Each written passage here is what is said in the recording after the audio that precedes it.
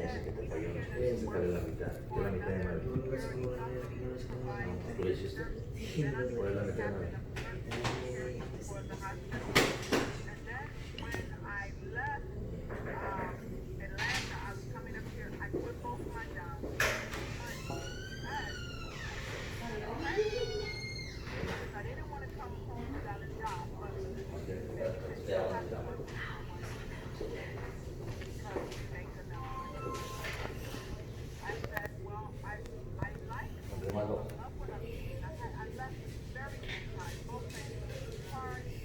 Bernardo, en Jali te enseñó. ¿Cuánto necesitas?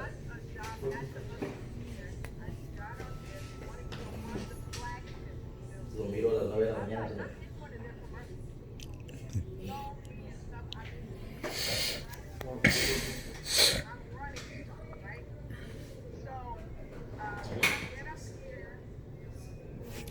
Okay. En la mañana lo veo por el cheque. Ándate.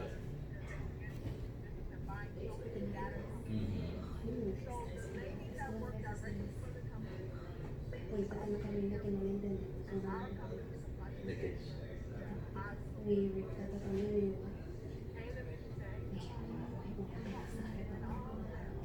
uno de los que cambiar de room, pero puse esto.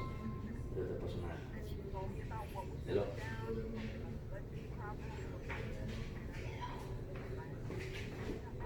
Sí, sí, amiga. Sí, pasa por favor. Business.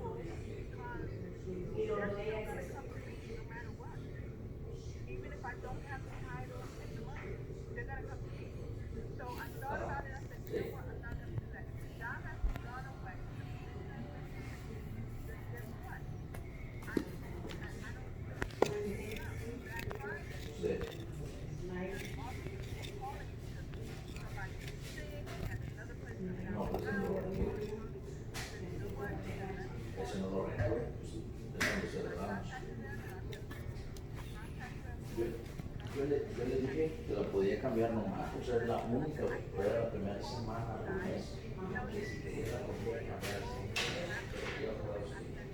O si quedaban este año,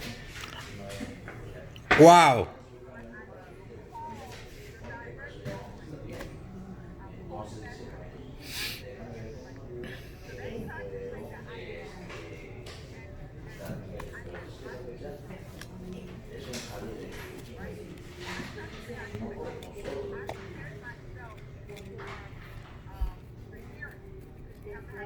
Correct, correct.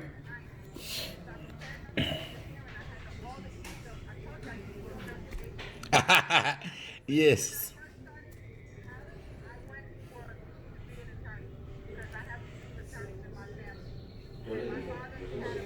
pero no quería, según ella, Woo!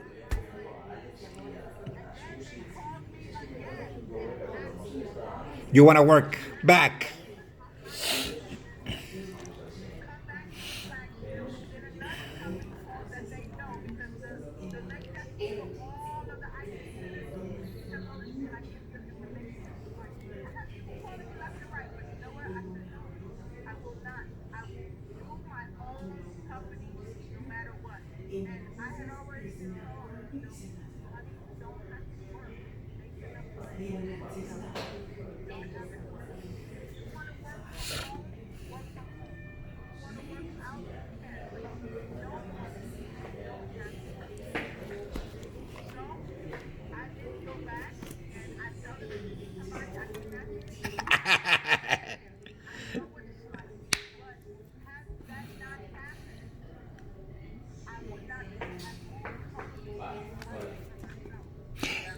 And that is very true.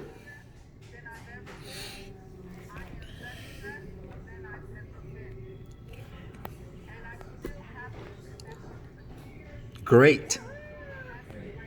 Great. And I think that every story we learn from everything that happens to us in life.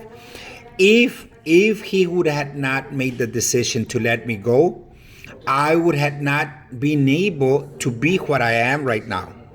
Because I would have stayed.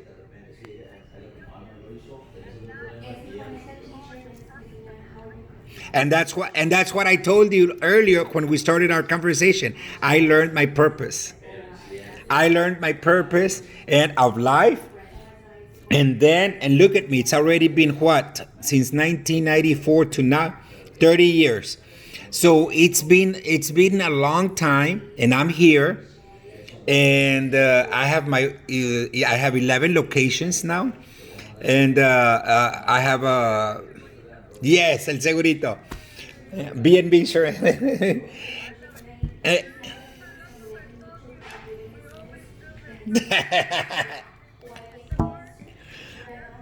yeah. Eh, and so through that company, I was able to open other companies that we have real estate. We do some real estate. We have two huge venues. Imperial Palace, it's a venue where we do weddings and quinceañeras, and we have another one which is Imperial is for 1,000 people. Nagab is for 350. We did a smaller one because we had people that didn't want it, the other one, because it was too big. So we have that, and then the sad part comes, and this is the saddest part, and Rosemary knows it. Last night we almost cried together, all of us. I started opening all these businesses, and Telemundo. I don't know if you're familiar with Telemundo. Yes. Okay. I've been doing my TV commercials for all this time for B&B Insurance, and I started also doing commercials for other businesses that would hire me. At one time, I went to record my own commercial in Telemundo, and they were doing an interview for me. The CEO from Telemundo comes across to me and tells me, Bernardo, have you ever planned to be on TV? I said, no. He goes, would you like to be a host? That's how you call it, right? Host? Like to conduct the show? And I said, no. No, it's not in my plans. He goes, Bernardo, we want you. We want you. How much would it be? What would it take? Once you're done recording, I want you in my office. I went to his office and we spoke about it. We negotiated, and then I started my 30-minute live show on Telemundo. I did it for 5 years. I did it for 5 years. Due that it was going so well, I decided to buy the time.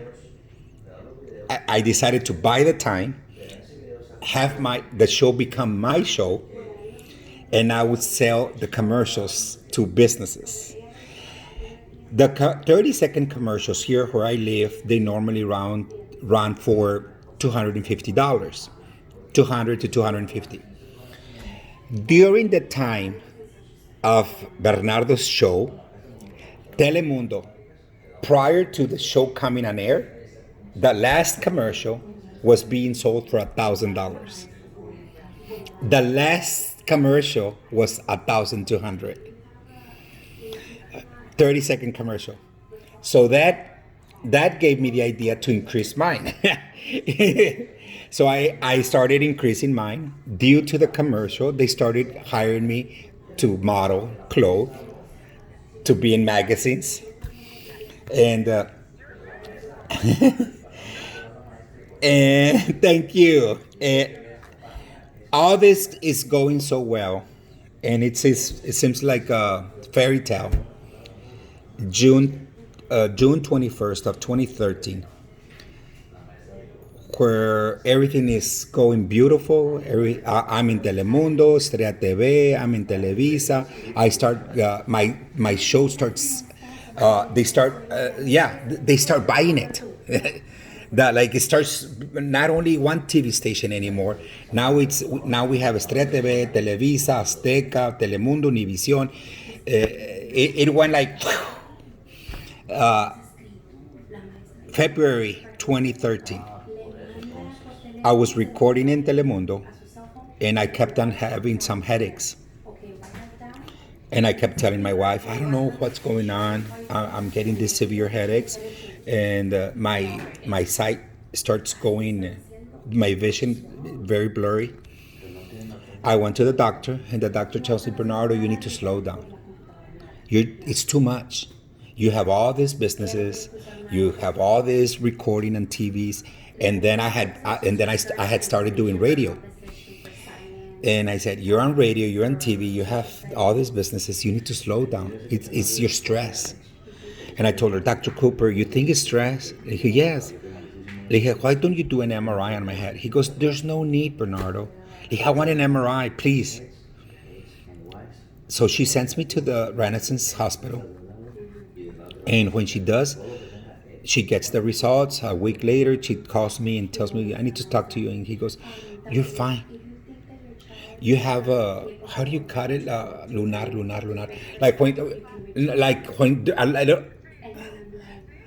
Like something dark in your skin, like a cyst. No, mo, like a. Yes, like those. Yeah. He goes, but you have it in your head. But there's nothing wrong. It's just a little dark spot that you have there. Yeah, like a cyst. And he goes, but there's nothing to worry. Time passed. As time passed, I started getting worse and worse. Come around April, my wife and my nephew tells me, no, you know what? We need to send you to Houston. I'm like 6 hours away from Houston. And they said, we're going to send you to Anderson. The hospital, one of the biggest cancer hospitals. So I went there. The first thing they did, all day, they did MRIs. They did a lot of lab work and everything. At the end of the day, Dr. McCushion, neurosurgeon, says, who are you with? He said, with my wife. He goes, well, we need to speak to you. You have a brain tumor. There's a tumor inside your head. And there's not much time to wait on. If you continue like this, you may last 6 months. If we go to surgery, I'm going to make it. He goes, there's a good chance you might. But there is a possibility that you might not.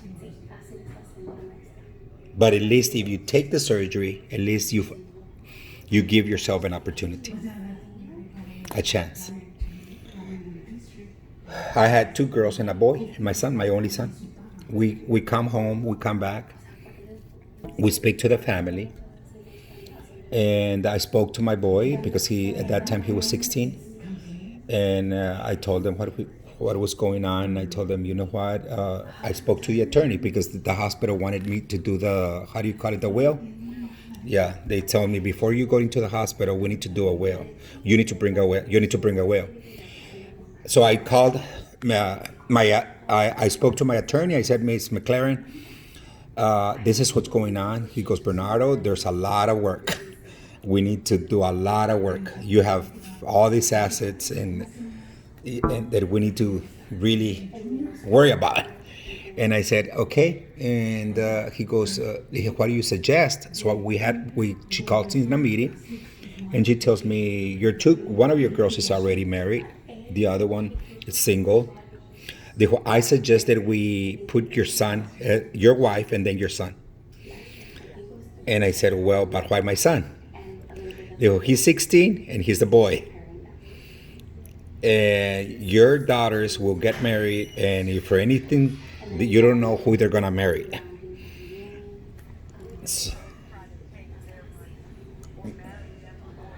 For the money. So that happens, and I spoke to my boy what we did. I did it because the attorney told me that it was the best thing to do.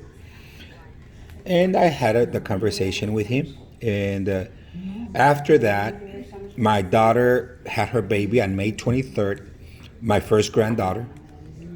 We went to the island. There's an island here called South Pedro Island, close by, like an hour away from where I live. And